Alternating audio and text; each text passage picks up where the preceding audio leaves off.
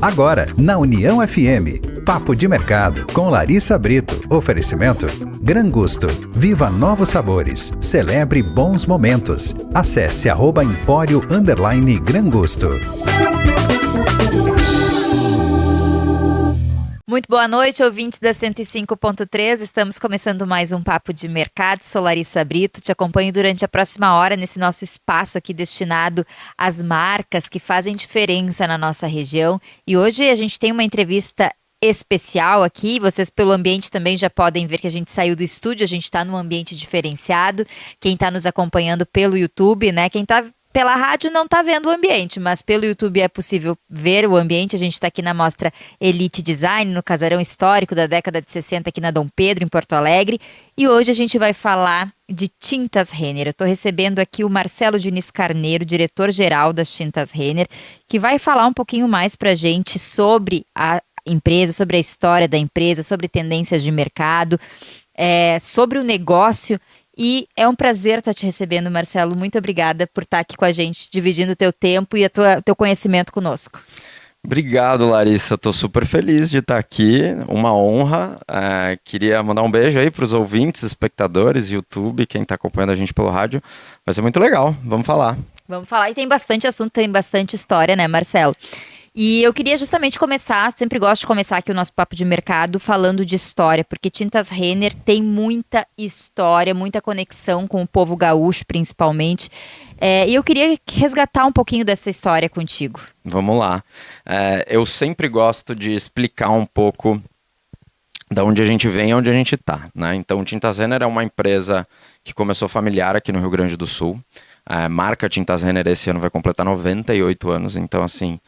marca quase centenária, e começou como uma empresa familiar, e em 2007 a PPG faz a compra das Tintas Renner. PPG, para quem não sabe, é uma empresa americana sediada em Pittsburgh, que é, enfim, uma empresa que ano passado faturou 17 bilhões de dólares, atua em mais de 90 países pelo mundo, então que faz a compra das Tintas Renner. Então, no fim, hoje, a nossa empresa ela tem toda essa coisa da tradição de Tintas Renner, dessa cultura familiar que acompanha a empresa durante muitos anos, mas também é uma multinacional, porque a aquisição veio em 2007, então desde 2007 a gente opera assim com processos e tecnologia dos Estados Unidos, o que só melhorou já o que já era bom, os produtos inclusive, e é isso, é uma marca com muita história. A gente aqui no Brasil está muito presente, especialmente na região sul e no centro-oeste. A gente costuma brincar, né, que é onde o gaúcho foi subindo, né, e a influência da marca foi acontecendo. Eu sou um paulista que cuido de uma marca gaúcha, né? Eu me apaixonei pelo Rio Grande do Sul e pela empresa. Eu estou há 6 anos no negócio e enfim... Mas é um pouco isso. Então a gente fala muito lá que a gente é glocal, que é... A gente é local, porque a nossa marca é local, nossa fábrica está em Gravataí. A gente, como marca, é bem regional, né? A gente não é muito forte em São Paulo, por exemplo, com a marca Tintas Renner. Mas a gente também é global. Então, porque a gente tem, digamos, nosso pai ali que fica ali em Pittsburgh, a matriz, e reporta resultados. A PPG é uma empresa que é listada na Bolsa dos Estados Unidos há mais de 100 anos já. Então, é meio que por aí. E como que faz para manter, porque eu acredito que seja um desafio, né, quando se tem uma empresa global, né, administrando uma empresa global por trás, mas manter, porque principalmente o gaúcho, né, falando aqui de Tintas Renner no Rio Grande do Sul, ele tem muito essa coisa bairrista. Como que vocês fazem para conseguir manter essa conexão com o público, mesmo tendo essa influência global por trás? É um desafio de equilibrar isso, né? É um desafio, Larissa, mas eu falo que eu sou um executivo que trabalha em multinacional, mas que eu tenho uma bênção, que são pouquíssimas ingerências globais ou da matriz no nosso negócio aqui. Eu acho que a gente tem uma estratégia aqui nas Tintas Renner que a gente quer estar no coração dos nossos clientes. Então, para isso, a gente precisa ser muito ágil e ter o poder de tomar de decisão muito aqui. Então, eu te diria que hoje o corpo de gerentes lá na empresa, que são liderados por mim, corpo de diretores, enfim, tudo que a gente precisa de tomar decisão sobre o negócio aqui a gente toma. Então, para não perder essa questão que você está falando do regionalismo bairrista. Então, se a gente quiser fazer qualquer coisa com a marca, ou qualquer ação, qualquer patrocínio, ou qualquer investimento, inclusive na nossa fábrica, a gente faz porque a gente tem muita liberdade, desde que o negócio tenha sucesso. E graças a Deus, a gente, nos últimos anos, vem entregando anos aqui. A marca Tintas Renner vem expandindo muito no mercado nos últimos 5 anos. Não quero buscar a sardinha pro meu peixe aqui, que eu tô a 6. Mas assim... Mas a justiça deve ser feita também, né? Se os resultados aparecem, os também resultados estão legais. Eles não mentem, né? E assim, então a gente tem uma liberdade muito de gestão aqui, 100%, né? Apesar da gente pertencer ao grupo internacional. E a gente tem uma coisa que eu acho que é muito interessante, que a gente tem boa parte das pessoas que vieram com a aquisição lá em 2007 ainda trabalham na empresa. O nosso tempo médio lá de tempo de funcionário que trabalha lá com a gente é 22 anos. Então, a gente também não perdeu um pouco das raízes, porque as pessoas que fizeram o negócio continuam um pouco, com minha exceção, mas continuam um pouco lá. Nossa, e em tempos... Quem sabe faz ao vivo, pessoal, porque a gente tá muito legal, porque a gente tá aqui no meio da amostra, depois a gente vai falar da amostra e recebemos uma visita. Aqui. Isso já aconteceu, Larissa, alguma vez? Não tinha acontecido ainda. Mas ele tá aqui, tá se ambientando aqui com a gente. Bom, mas voltando a falar de Tintas Renner, tu falou, né, de uma média aí de 22 anos, né, das pessoas que trabalham com vocês, o que cada vez é mais raro, porque a gente tem uma rotatividade muito grande nas empresas, e vocês estão aqui no Rio Grande do Sul, estão em Gravataí. Eu queria que tu contasse um pouquinho mais da planta de vocês aqui de Gravataí. Legal. Não, vou te contar um pouco da planta, mas eu vou te falar uma coisa interessante que você falou muito, que é difícil de fato reter gente. Mas a gente tem um público muito jovem também. A gente culturalmente ali na empresa, por exemplo, as pessoas que trabalham com desenvolvimento de tecnologia da tinta, a idade média, eu brinco que são só as pessoas de tênis, Vans e óculos, assim, porque eu entro no meu laboratório lá onde a gente desenvolve a tinta que a gente vende, e é uma galera super jovem, assim. Então a gente, de alguma maneira, consegue atrair gente jovem e manter quem já está lá na nossa fábrica de Gravataí. Mas falando um pouco da fábrica, a fábrica fica ali na 118, ali em Gravataí. A gente produz nela 98% mais ou menos de tudo que a gente vende aqui no Brasil. A gente importa alguns itens do nosso portfólio que a gente vende aqui, mas basicamente a gente produz e desenvolve tudo em Gravataí. Então em Gravataí a gente tem uma planta e tem um laboratório de desenvolvimento onde a gente desenvolve as novas tecnologias das tintas. Uma coisa que é muito tendência assim, em tinta nos últimos anos é a tal da tinta emborrachada, né? Tinta elástica. Sim. Então a gente desenvolve tudo isso lá. E a gente também tem todo o administrativo, marketing, vendas, todas as áreas estão lá. E a gente hoje opera no modelo muito flexível. A gente está fazendo um modelo híbrido, então as pessoas fazem home office 2 vezes por semana e vão 3 vezes. A planta hoje está operando com um turno e às vezes a gente leva 2 turnos aí nos períodos mais fortes de venda, que geralmente é de setembro a dezembro. Mas assim, a nossa casa lá, então eu convido quem quiser, a gente tá convidado para ir fazer uma visita guiada lá. Mas a nossa casa está muito legal. Assim, a gente nos últimos anos, a gente investe ali na fábrica para melhorar o processo e tal, mais ou menos uns 10 milhões de reais por ano. Então, que é um nível de investimento relevante, assim, para uma empresa do nosso tamanho, da nossa categoria. E a gente também revisou todos os escritórios. Hoje lá eu brinco que parece mais Google que uma fábrica de tinta, assim, as áreas administrativas, justamente para atrair um pouco o público mais jovem e tal. É um desafio hoje para as indústrias. A gente tem uma transformação no mercado de trabalho, né? E as empresas precisam buscar alternativas, né, para conseguir manter as pessoas interessadas, né? Mudou muito, especialmente acho que depois da pandemia, assim. Mudou muito. Essa coisa, a gente aprendeu a trabalhar. Eu sempre falo que tem coisas que você não consegue fazer na frente de uma tela, né? Então, por isso que a gente trabalha no híbrido lá, mas a gente aprendeu muito na pandemia que um pouco dessas coisas, não as relações de trabalho, mas o jeito de trabalhar mudou muito. Especialmente no nosso setor, que viveu um pouco porque assim, tu vende para material de construção, então que é um setor muito tradicional assim, né, da indústria. O teu varejo é a loja de material de construção, é a loja de tinta basicamente. mas ao mesmo tempo que tem uma transformação muito grande no jeito de fazer negócio, né? Hoje você tem o online, enfim. Mas a gente, assim, mudou bastante o jeito de operar, eu diria, de operar e gerar crise de 2019 para cá. E no ano passado que a gente teve as enchentes também, que testou de novo nossa maneira de operar, de trabalhar, se reinventar. Mas como é que foi o impacto das enchentes para vocês? Pra gente, assim, nós tivemos funcionários que foram impactados, né? A gente, inclusive, a gente tem vantagens de também ser uma empresa local, mas também de ser uma empresa global. A PPG é uma empresa, por exemplo, que já passou por todas as guerras mundiais, né? E segue de pé depois delas. Então a gente tem um modus operandi muito claro de quando acontece algum evento desse tipo. E ele é muito simples. Ele é assim, primeiro a gente cuida das nossas pessoas, depois a gente cuida dos nossos clientes e depois a gente cuida do nosso negócio. Então, assim, a primeira prioridade foi funcionários impactados. A gente fez um programa para ajudar essas pessoas. A gente botou todo mundo em hotel, porque muita gente ficou desabrigada, né? Depois a gente fizemos crowdfunding, fizemos uma doação específica para os funcionários adaptados, linha de crédito. A gente antecipou as verbas, por exemplo, antecipou 13º IPLR de todo mundo, enfim. A gente fez bastante coisa para os funcionários. Depois a gente olhou e ao mesmo tempo, né? Porque para quem de repente não é do Rio Grande do Sul e está nos acompanhando, assim, né? Aconteceu muito rápido. Eu lembro que eu cheguei num dia 30, era dia do trabalho, dia 1º de maio, daqui a pouco dia 2 tem que fechar, assim, foi aquilo, né? E a gente também depois olhou muito para os clientes. Então a gente olhou os clientes que estavam impactados, se eles precisavam de prazo de pagamento, e as lojas que foram destruídas e como a gente ia fazer para reconstruir aquilo com eles. Então a gente fez muita coisa pelos clientes e fez muita coisa pela comunidade, porque a gente está ali em Gravataí.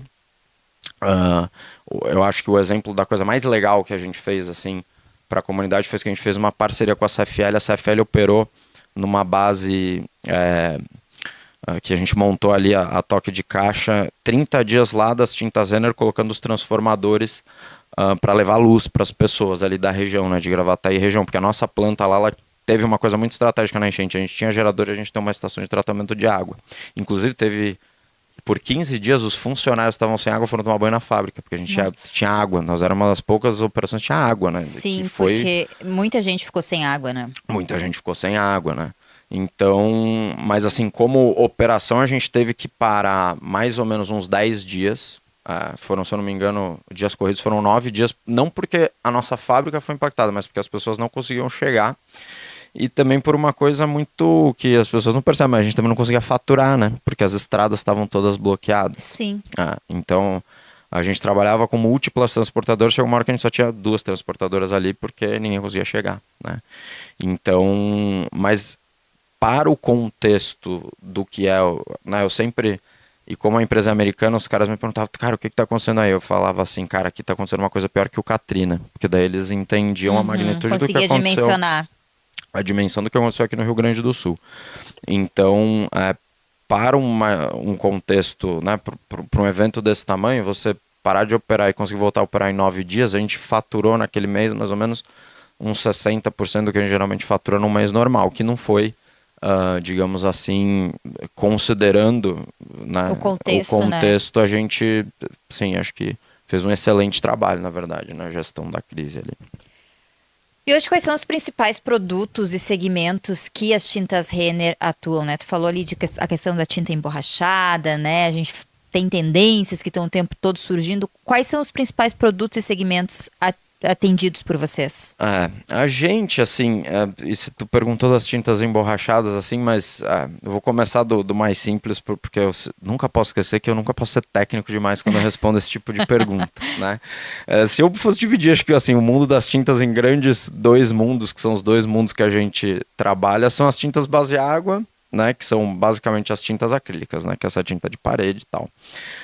E as tintas base solvente são basicamente os esmaltes, né, que servem para superfícies metálicas e madeira. Então a gente tem marcas fortes em todos esses segmentos, né? O nosso esmalte Extra é uma marca muito relevante, principalmente aqui no Rio Grande do Sul. A nossa tinta, que é a tinta Renner, e o Recolor, que é a nossa marca premium, é super forte. E a gente também joga com marcas que não são Renner em outros segmentos. Então assim, a gente tem o Ducrio, que é uma marca médio preço, e a gente também aqui faz algumas marcas de varejo. A gente faz marcas, por exemplo, para clientes nossos também. A gente faz. Então a gente faz de algumas grandes redes aí, a gente faz.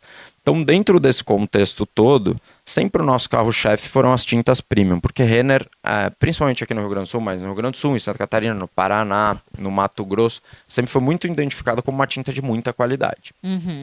Então a gente acaba brigando nesse segmento premium, é onde está a maior parte das nossas vendas, é a maior parte do nosso portfólio. Mas eu acho que falando de forma mais específica, o que tem acontecido, assim, a grande tendência, a grande novidade que eu digo que não é uma novidade, mas que ganhou muita força nesses últimos anos, são os produtos que a gente chama as linhas flexíveis, né? Que são os produtos emborrachados, elásticos. Teve um concorrente da gente que fez um trabalho muito bom na internet de mostrar a funcionalidade desses produtos, né? Mas a gente, por exemplo, já tem tinta emborrachada há mais de 50 anos. Quando o pessoal fala, vocês têm essa tinta emborrachada? Eu falo, só há 50 anos, assim, com a marca Renner. Então, acho que essa é uma tendência bem relevante no segmento de tintas. Além da parte da cor, que é uma tendência que, né, é o que mais se fala quando se fala de perspectiva de marketing e tal. Mas uma coisa que está acontecendo muito são os atributos. O consumidor muito preocupado assim, com qual que é o atributo que essa tinta traz. Assim, né? Nesse caso da tinta emborrachada, a fissura não aparece. Enfim, é uma coisa que a gente vê que tá aparecendo mais ultimamente no dia a dia do brasileiro. E o consumidor, ele tá mais atento, assim, ele tá mais criterioso. E até a gente falava antes, né, eu acho legal a gente trazer isso para conversa também, da questão da pandemia, né, que as pessoas foram mais para dentro de casa, elas começaram a observar melhor os espaços, porque antes, muitas vezes, a casa era aquele ambiente que a gente ia só à noite, final de semana, quando ficava em casa no final de semana. E aí, com a pandemia, a gente viu aí um novo modelo de trabalho. E aí as pessoas começaram a ter, a buscar mais inspiração daqui a pouco para decorar a casa, para modificar, deixar aquele ambiente mais aconchegante, mais agradável, mais com a cara da pessoa, né? Como que foi esse movimento para vocês? Vocês sentiram esse impacto, assim, em termos de números, né? De vendas?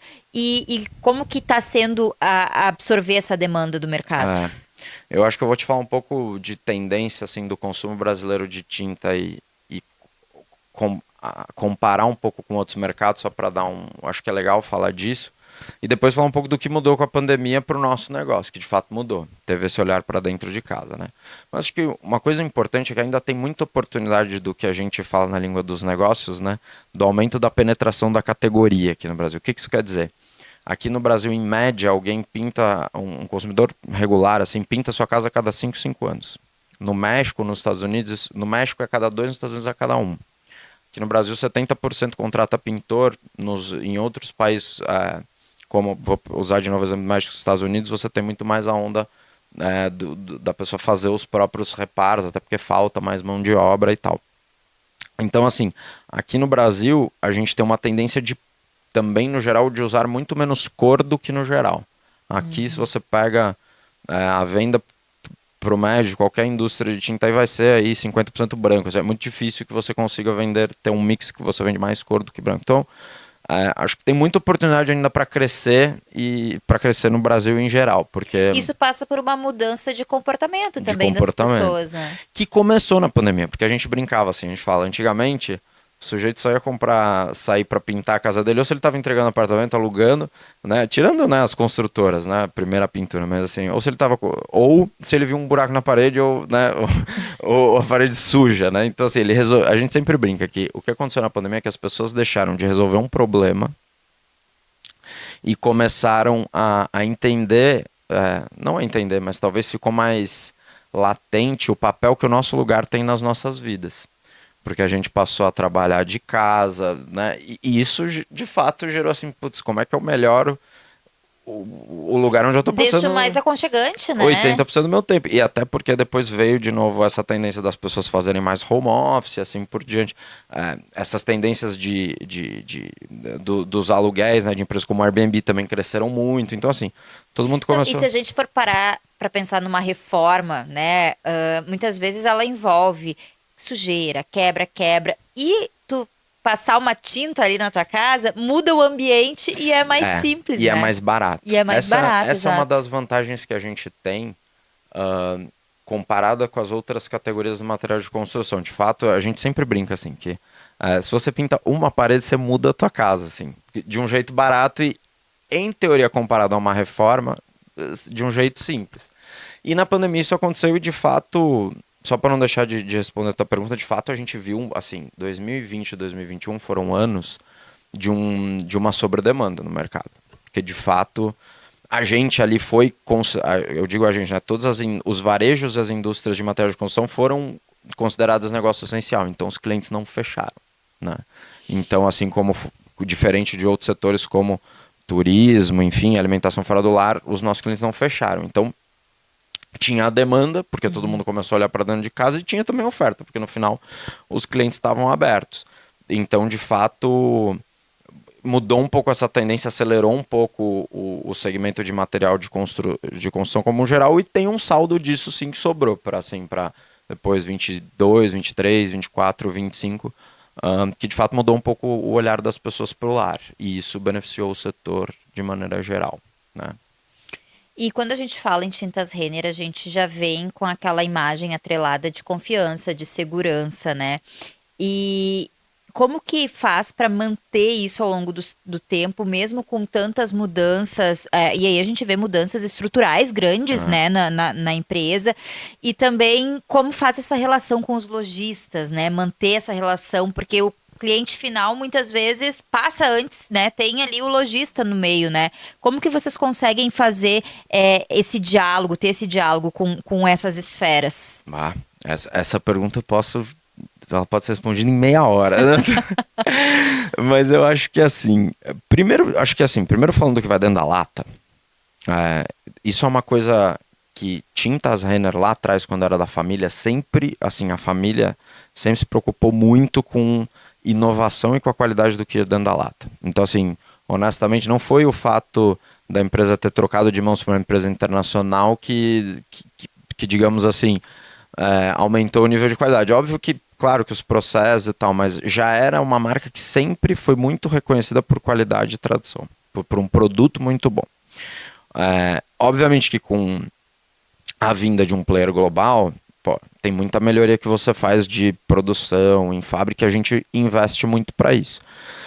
Então, assim, hoje a gente tem uma coisa do segmento que é específica, que tem também para você chamar uma tinta de premium, você tem que atingir certos níveis de qualidade. A gente é auditado trimestralmente, porque a gente participa do programa setorial da qualidade das tintas, então assim, porque a gente garante que o que a gente chama de premium é premium. Então tem isso também.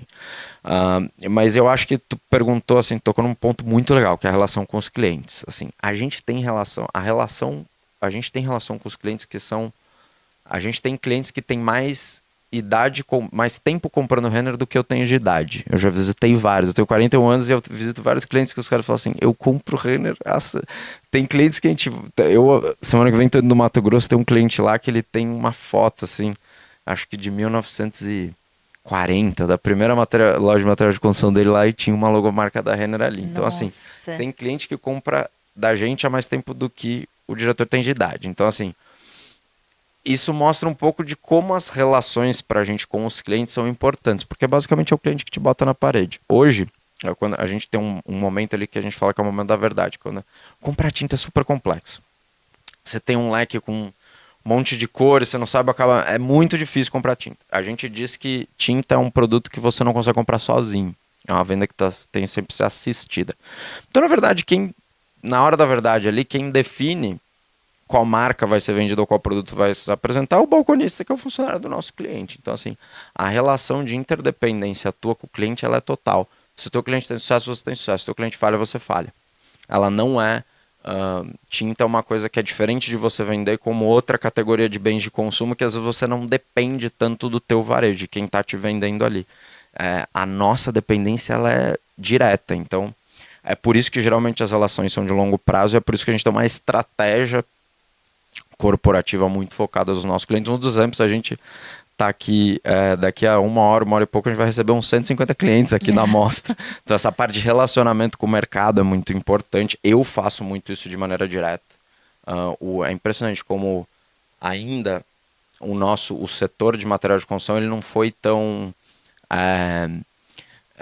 você tem muitas multinacionais, né? Você tem muitos grandes home centers que são multinacionais, mas você tem ainda muitos negócios familiares.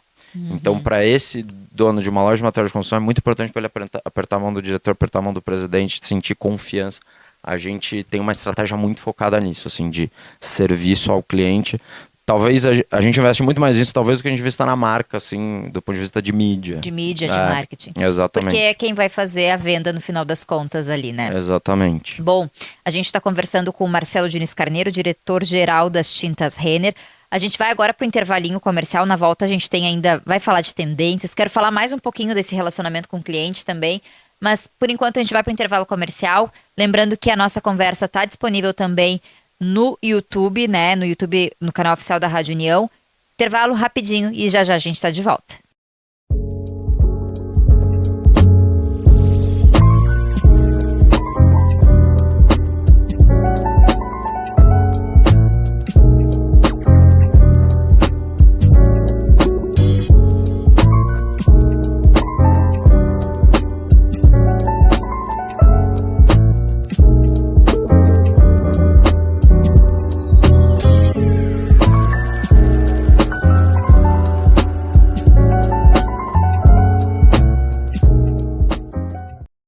Papo de Mercado de volta aqui na 105.3. Hoje a gente está recebendo o Marcelo Diniz Carneiro, diretor-geral das Tintas Renner.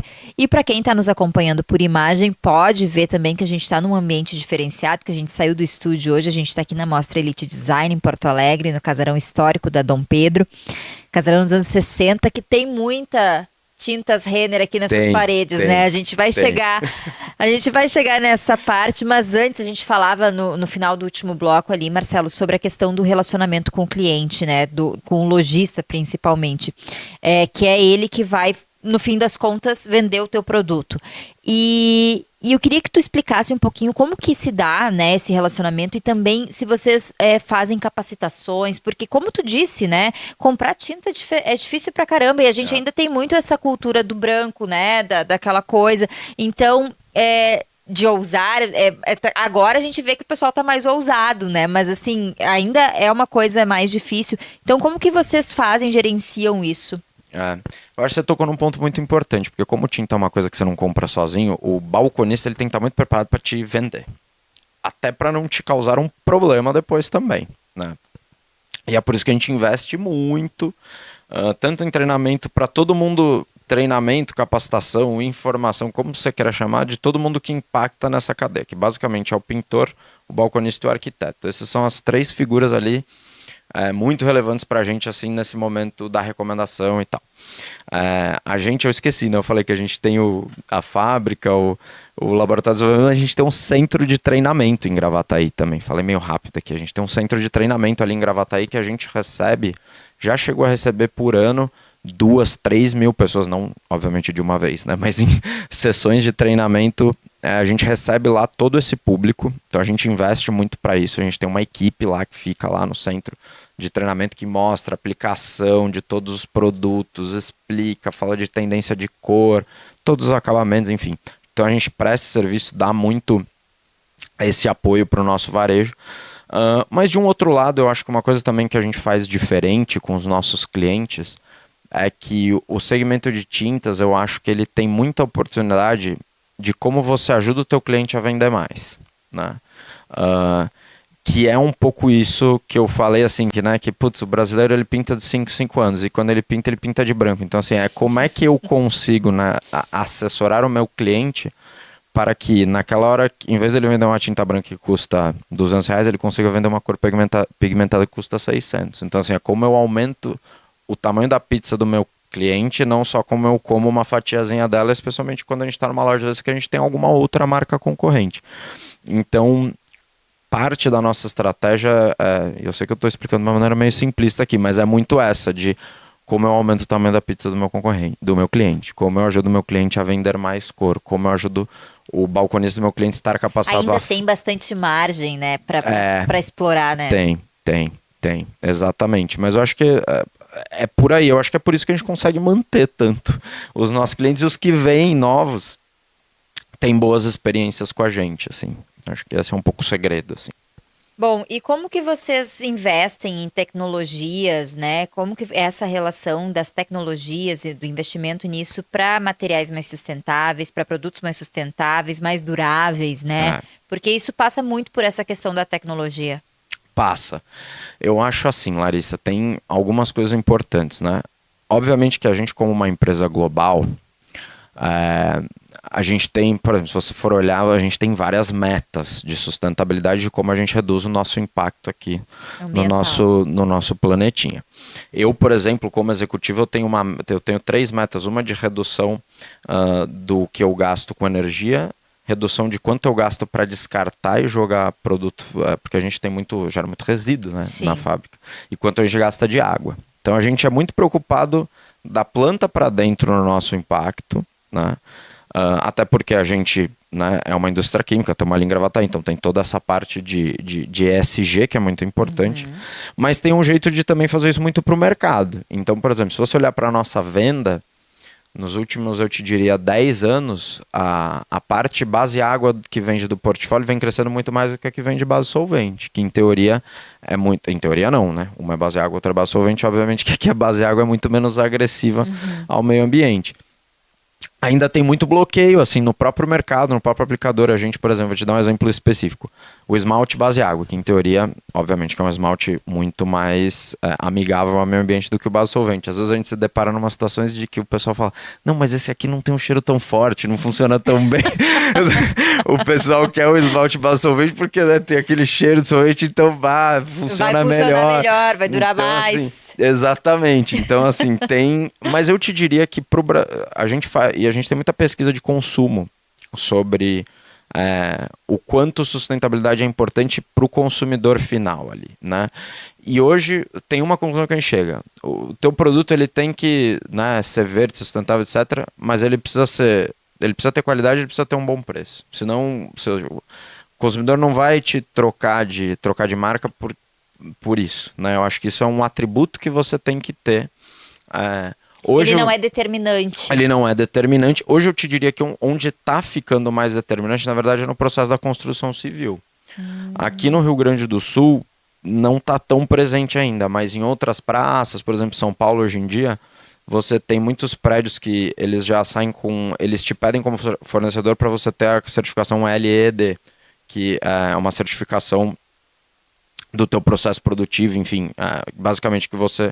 Está dizendo ali que você é sustentável. Tem alguns, por exemplo, empreendimentos que já nem compram de um fornecedor que não tem certo tipo de classificação. Então isso eu acho que no segmento da construção civil, para o nosso negócio, sustentabilidade talvez seja mais importante, e obviamente da fábrica para dentro, talvez seja mais importante do que a relevância ali para o consumidor final, como você falou, que não é determinante de fato. Hoje a gente não vê.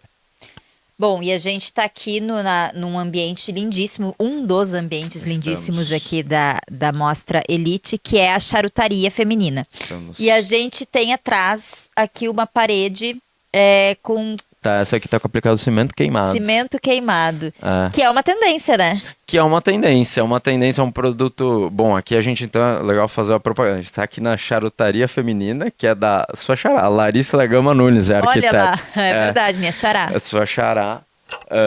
E, enfim, é um dos diversos espaços que a gente tem aqui na mostra. Depois eu falo do cimento queimado, mas é legal falar aqui da mostra. A mostra aqui, ela mudou de casa esse ano. Então ela tava ali na beira do Guaíba, agora veio para um casarão de luxo no centro. E a gente tá com eles já desde que eles lançaram aqui a mostra. Que a gente tá na 7ª edição, então a Tinta Zener é patrocinadora da mostra há 7 anos.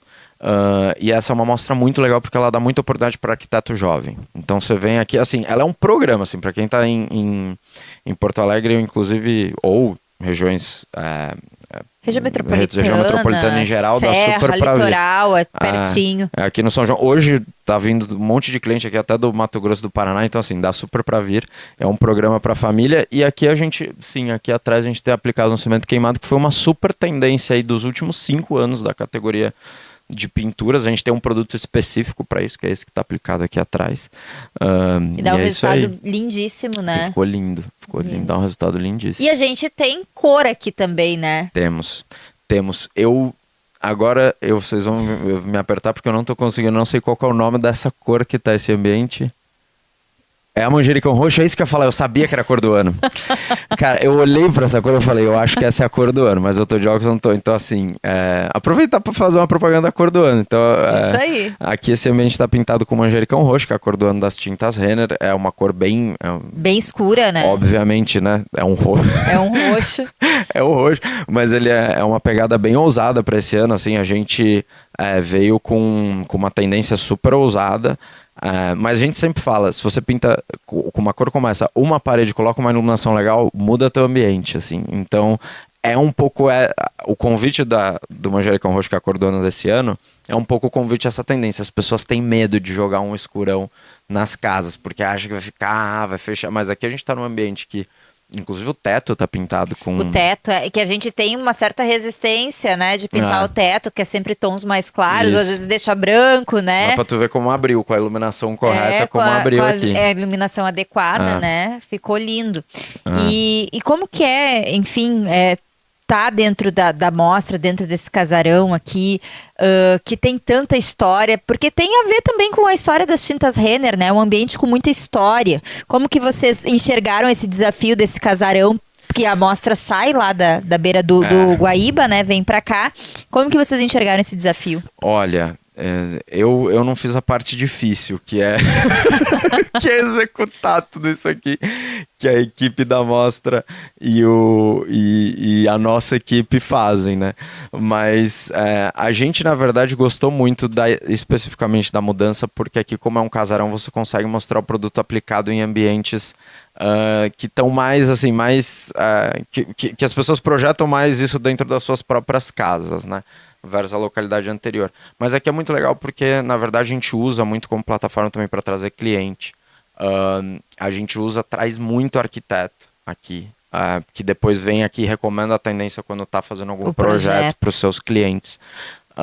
Então, assim, e é uma plataforma bem legal, assim, porque aqui em Porto Alegre a gente só está na mostra de design, a gente não está em nenhuma outra mostra grande, então acaba sendo também a nossa ferramenta para falar mais com esse público arquiteto, que é um público importante também no processo decisório para a gente ali, né, da venda. Perfeito.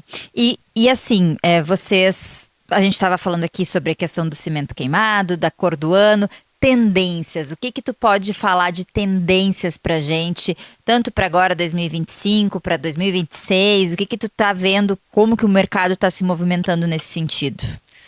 Olha, Larissa, eu acho que assim, em termos de tendências de cor, eu acredito que a gente está cada vez mais caminhando para essa pegada mais ousada dessas cores mais escuras, cada vez mais textura, mas também tem uma tendência muito, muito presente de consumo, que é o minimalismo. Então as pessoas, elas querem, principalmente quando a gente fala de tendência de cor, mas elas querem também uma pegada minimalista para não ficar aquela coisa muito over. Então a gente acha que depois da pandemia, todas as tendências de cor eram um pouco aquela coisa mais pastel e tal. Então a gente acha que nos próximos anos as tendências de cores vão ser os tons mais escuros e um pouco mais de ousadia aí nas empresas de tinta quando apresentam suas cores do ano e seus catálogos de tendência. O nosso processo, na verdade, é um das vantagens de ser empresa global. A gente tem a vantagem da PPG ter todo um estudo de cores de tendências com arquitetos de todo mundo que a gente vai adaptar para aqui e dá o nome das cores em português. Que é uma coisa que a gente... legal. A gente tem algumas cores que a gente, obviamente, desenvolve aqui. Por exemplo, o vermelho Renner, que é a cor da nossa marca, a gente desenvolve aqui. Mas tem algumas cores que a gente são cores globais que a gente traz para cá, adapta e traz o nome em português. Então a gente também tem muita liberdade para fazer isso meio que para as necessidades locais, né? Assim, e não só tipo, copiando e colando o que a PPG faz no resto do mundo. Mas eu diria que é meio por aí. Eu acho que uma outra coisa que eu acho que é importante do ponto de vista de tendência, que é o que a gente fala assim, que é o 3Cs, né? Que idealmente quando você pinta sua casa você tem que ter 70% da cor menos intensa e com os 20% e outros 10% você pode brincar com textura e com tons mais mais vibrantes.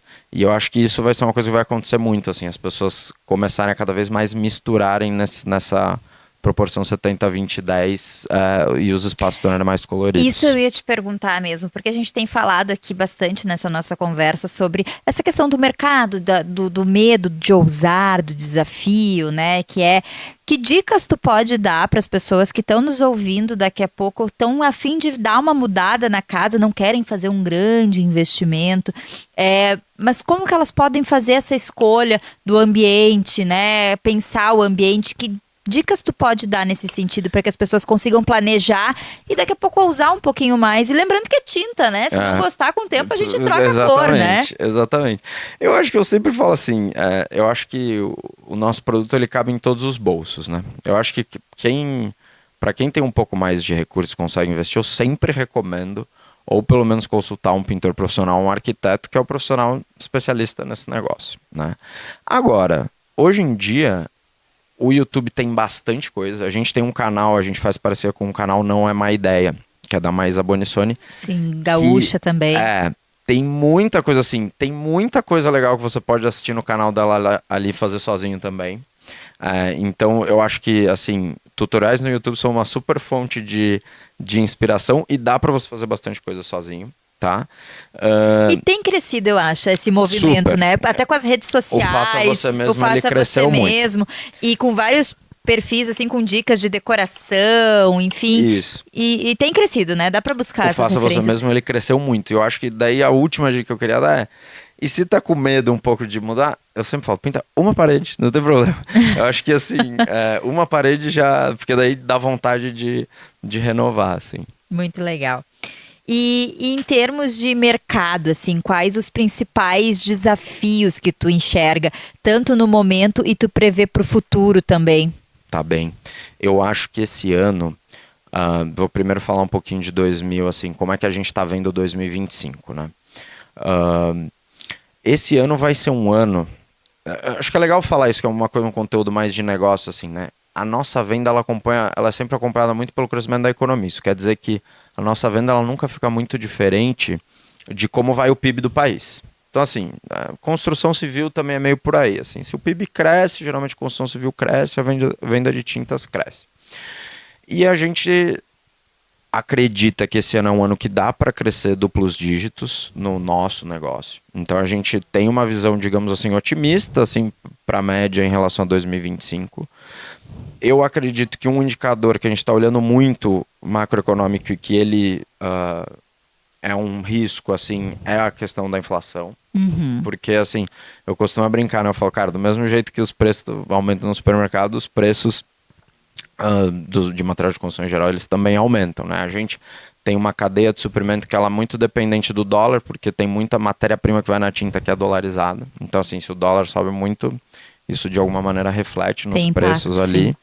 E então eu acho que vai ser um ano que a gente vai ter que um pouco se preocupar e jogar o jogo de como você consegue ter a questão da inflação e a questão do aumento das vendas equilibrada, né? Porque sempre quando você tem mais inflação, geralmente a venda cai, né? Porque os preços sobem. Então esse vai ser o desafio do ano, mas a gente está muito animado e o janeiro a maio foi bom, assim. Acho que de uma perspectiva geral a gente tá conseguindo crescer. Então a gente está vendo como um ano positivo, assim. Eu acho que um outro ponto, assim, que é um outro risco é sempre a construção civil, né? O juro alto, de fato, ele freia um pouco a construção civil. Sim. Né? Então, mas eu sempre falo, a gente não pode depender, mas a gente tem que controlar as coisas que a gente consegue controlar lá dentro. Mas ele vai ser um ano, assim, que obviamente que não tá um ano fácil, mas que a gente ainda tá vendo de uma maneira muito otimista do ponto de vista de crescimento.